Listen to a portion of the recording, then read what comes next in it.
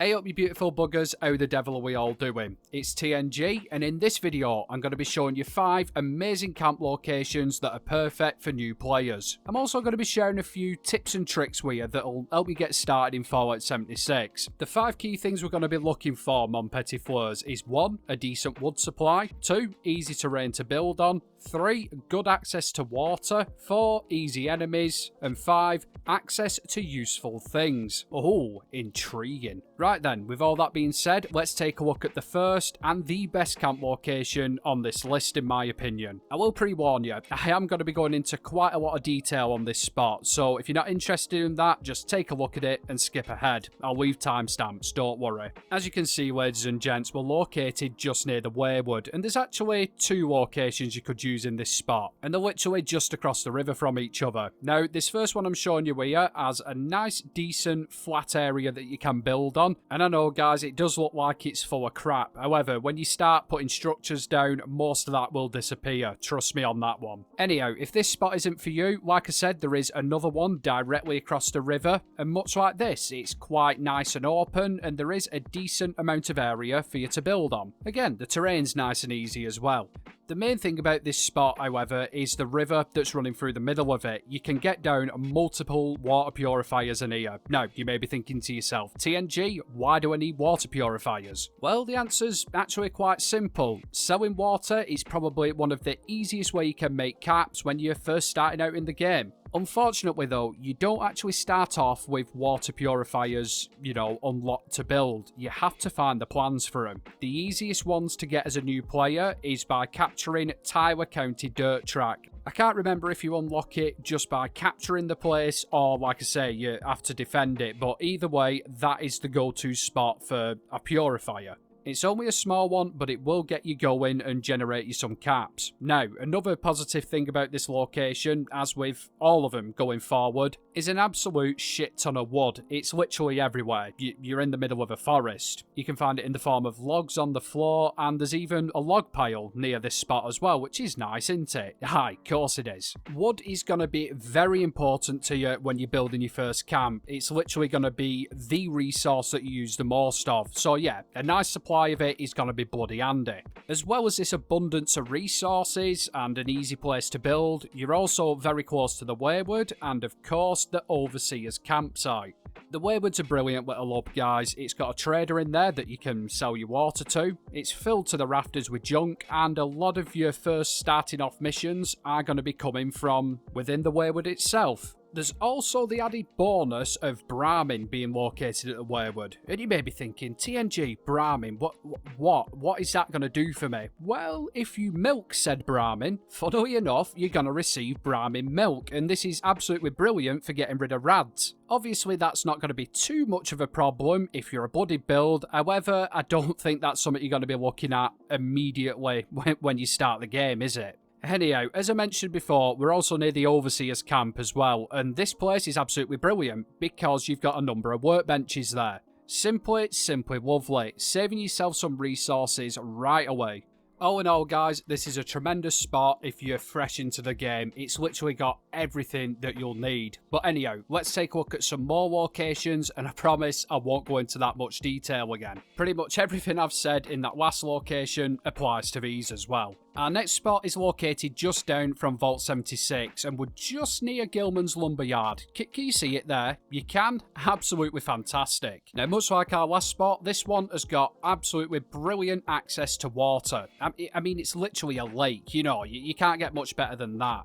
Now, you've got 2 options for building here. You can either build on the lake itself, foundations will go down on it pretty nicely, or you can build on the embankment. The choice is yours. The world is your oyster, as they say.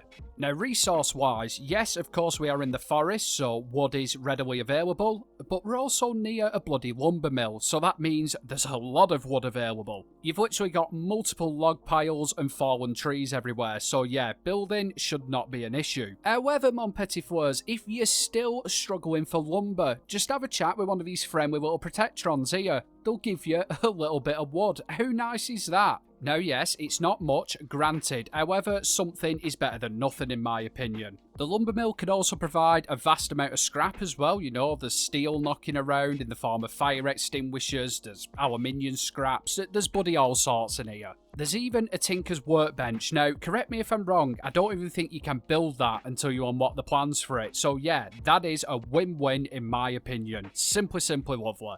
Now, just before we move on to our next spot, I actually forgot to mention this on our last camp location.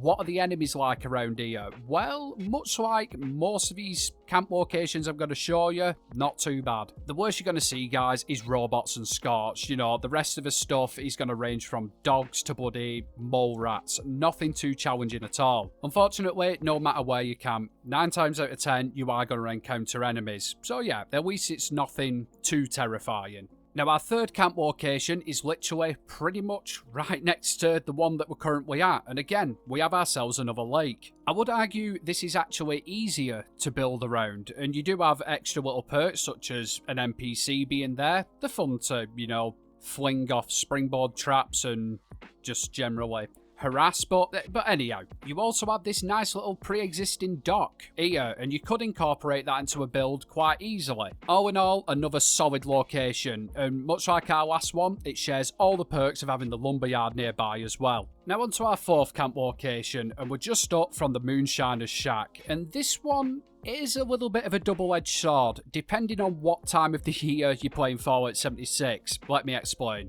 A couple of times every year in 76 there is an event called Meat Week, and it happens to spawn just above where this pond is. This is absolutely fantastic in some ways because if you camp here, you're going to be able to reap the rewards of the event without really doing it in some cases. Just being close enough to it will, you know, qualify you as entering and completing it. On the flip side, however, there is a lot of players who also have this same mentality and will put their camps down in this spot. This means, mon petit fleurs, that during Meat Week, you may find it difficult to actually log into a server and place your camp down. I know, it sounds like a bit of a kick in the penis, but it's not a very common occurrence and I wouldn't let it put you off. This is an absolutely gorgeous location. Again, it's got a load of water to get purifiers down, you're in the forest so you got your supply of wood, there's a nice pre-existing dock with an NPC, and of course you've got all this land to build on here. What's not to love? Again, another fantastic location in my book, easy to build in, access to resources, simply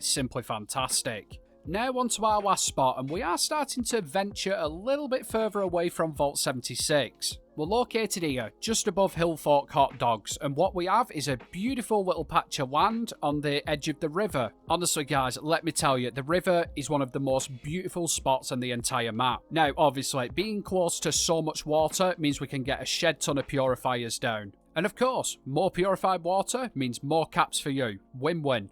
We're also still relatively close to the forest, and there is actually quite a lot of wood just knocking around on the floor around here for some strange reason. I will say though, it is pretty odd, but you can't harvest the big logs that fell off that truck. Couldn't tell you why, but yeah, we'll just gloss over that. One little added bonus this spot does have over all the others is access to a junk resource, which is pretty cool. You can actually get some rather interesting items from here. And trust me when I say, you're going to want to scrap every single bit of junk you get hold of. So this is, yeah, really quite a useful bit of kit to have in your camp. You can actually, believe it or not, place down resource extractors. So yeah, I'm not sure if they're unlocked as soon as you start the game. I think they are if I remember correctly. So yeah, just make sure you whack one of them bad boys down. Now then, the only drawback to this location is you don't have as much of an open space to build on. But you can get, you know, a couple of foundations down quite neatly. And unless you're a megalomaniac, you are not going to be building a massive camp for your first ever build. Again, another ideal location in my opinion, and it should serve you well. Now, just before we wrap it up, guys, as I've said before, all these locations, enemies-wise, you're not going to encounter anything too troubling. You may have to do a little bit of fighting, but guess what? If you shoot at things, usually they die. As ever, I'd like to say a massive thank you to all my Patreons and channel members. The extra support is much appreciated. If that's something that any of you guys are interested in, there's a link down in the description, as well as links to all my other socials, including my Discord. I hope you found this video useful, guys, and I hope you enjoyed it. If you did, hit that subscribe button and hit that like button. Much love. Anyhow, as I say it north, I love you and leave you, and I'll catch you at next one.